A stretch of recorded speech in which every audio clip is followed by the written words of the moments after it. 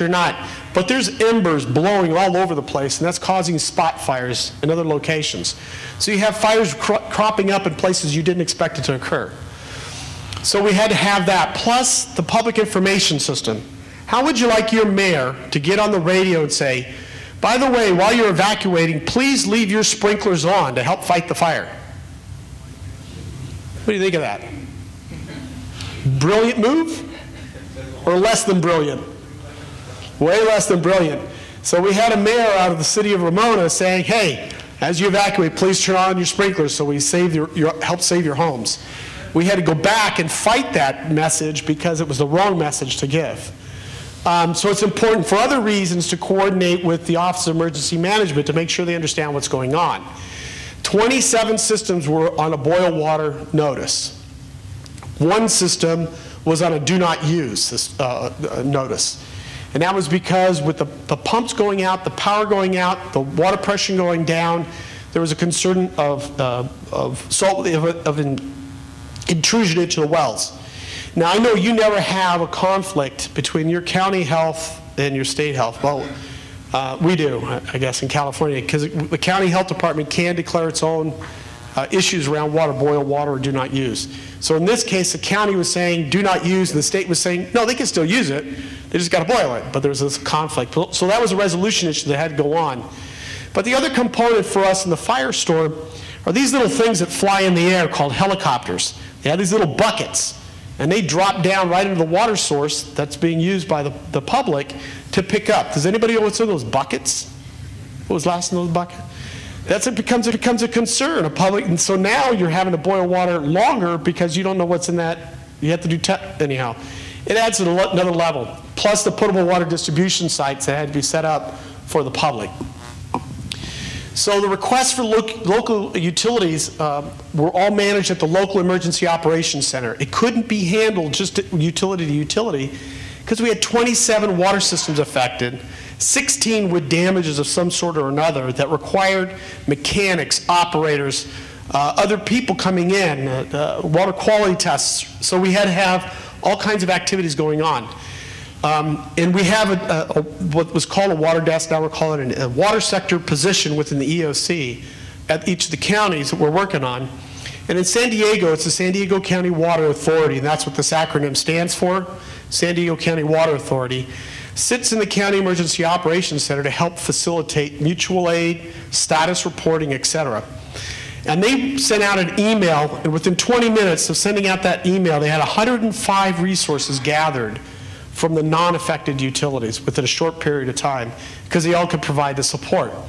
So they had the sufficient resources to keep it down at the county level, the local level. It didn't have to rise up to the state. And that was important because it still brought together the basic understanding, just give me a call and we'll work it out.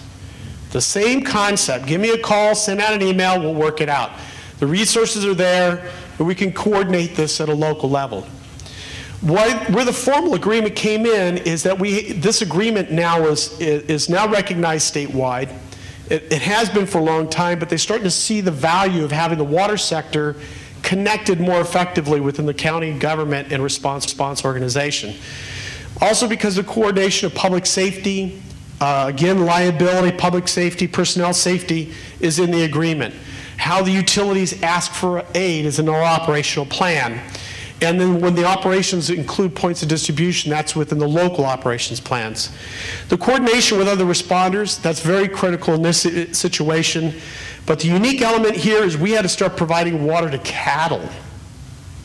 That's not a common element for most of the water systems in the urban areas, providing water for cattle. But now we're given tasked that by our state emergency manager to make sure we're getting water to the agriculture. So this is the first time we've had to do that. We're talking about a second one in a few minutes. But the reimbursement process was simply, again, this. Every morning there was a briefing. This went on for 5 days, by the way, in terms of response. Every morning there was a briefing between the utility receiving the aid and the utility sending the aid. Those personnel met with the utility members receiving the aid.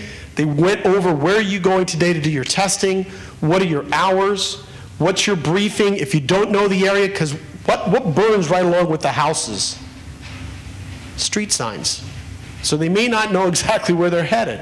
So the deployment of GPS units, coordinates, distribution maps, all of that is coordinated every morning. And when they returned every afternoon, they filled out timesheets, they filled out what equipment was used, they made copies, so they gave them to the utility that was affected by the emergency, and they took a set home. So that utility, when they got home, those members got home, they compiled all the stuff, sent the invoice to the utility that received the aid. They already had their copies of the documentation of what the people did, how long they worked, what equipment they used, pictures they took, if they took pictures.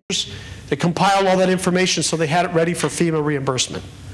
So it's really incumbent upon both sides, the sending utility and the receiving utility, to work out a process and getting that documentation together throughout the emergency so that when public assistance comes through afterwards, you've got all the documentation in play. Does that make sense? This is Qualcomm Park, the major evacuation center for San Diego. The parking lot became the shelter location, a lot of tents set up. This picture is taken on a Thursday evening. This entire parking lot was empty for the football game to play that Sunday. So they were able to do the evacuation, get people in, get people out, process them through, know what the emergency was like, including the distribution of potable water, diapers, other needs for the public at that time. It was a very fast-moving operation, and the water sector was part of that because people needed to know, do they have water on at their home? The public health department would not let people return until their homes had water and wastewater and power. So that was an important component of that. The state coordinated emergency. This is when resources are not again available from the neighboring or nearby utilities, and the state has to take some action to coordinate the response to the emergency. So it's gone beyond what the county can do. Now the state resources and federal assets start coming in at this point, and the state is coordinating it. So whenever the state starts coordinating things, they start coordinating the federal assets that are available to us as well.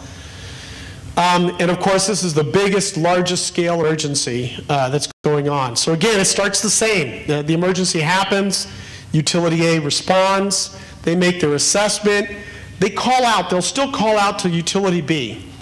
And I'll give you an example through this. There's two examples. One is our response to Northridge earthquake in 1994, the other is response to the 2010 earthquake.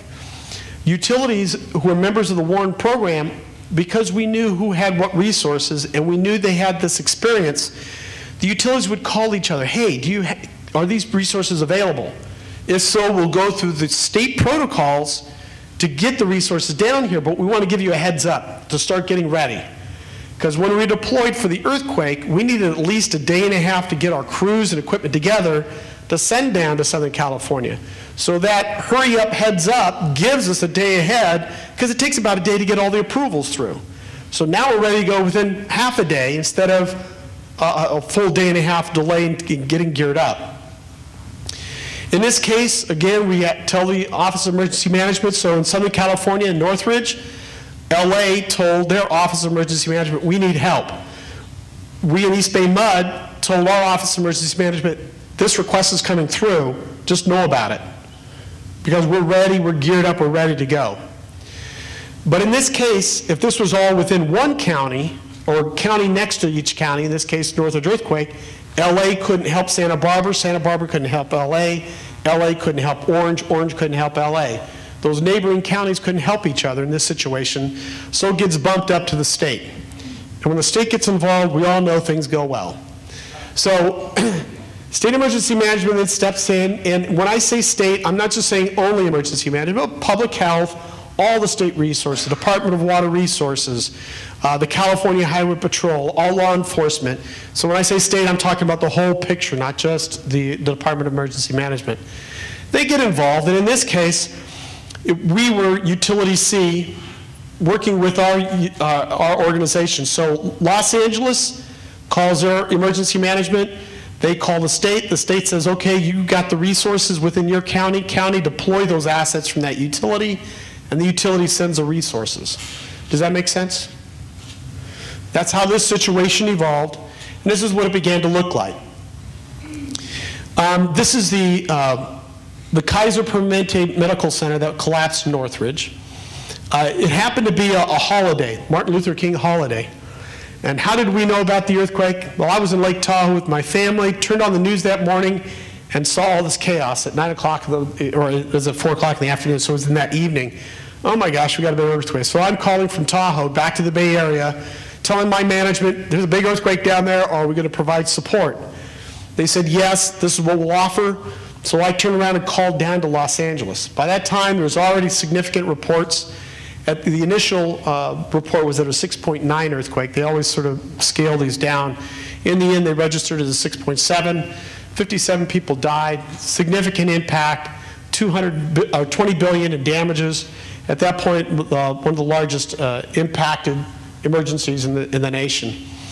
Water systems were clearly disrupted, clearly debilitated. In the North Valley, most of this was in the North Valley area where the damages occurred. While there was damage throughout Los Angeles, Santa Barbara, Orange County, it was concentrated right where the earthquake took place in Northridge. Some people say it was Reseda, so there's a little fight as to whether it was Northridge earthquake or Reseda earthquake. Northridge sounded better, that's why it stuck. So LA County established what they called the water czar position, and their primary purpose was to manage the deployment of potable water, which was important. The county assumed the responsibility for potable water, not the utilities. This is the first time that the county government took that over rather than the utilities providing the aid. And that alleviated the utilities from having to give water because now they can focus on fixing the pipes. So there's a lesson learned in California in their response. As a result of that, we came up with an OES potable water plan after the earthquake. But again, people couldn't get back into their homes if they were red tagged until water was on, wastewater was on, and power was on. But water was number one in terms of all those reliefs. This is the equipment we sent down. No, this is not the Three Stooges, but the three supervisors. That was a joke, but that's okay. This was the crew we sent down. There was 18 members that went down on the crew. Probably the most important member we sent with the crew was the mechanic. Because he knew our equipment, knew how we managed our stuff, knew what they needed to make sure the equipment was necessary. And that became one of the most valuable resources we sent with this deployment of resources. And every truck we standardized. This is the first time all these trucks, service trucks, had the same standardized pieces of equipment. It was important for us to inventory each rig, make sure all the same items were on all the items, because that became what we use as part of our public assistance documentation we gave LA at the end of the emergency. So they knew exactly what was on our truck, what was used every day, and they could get reimbursed from FEMA in the process because we knew the inventory and then just replenished it when we were down there. They were not signatories of the agreement at the time.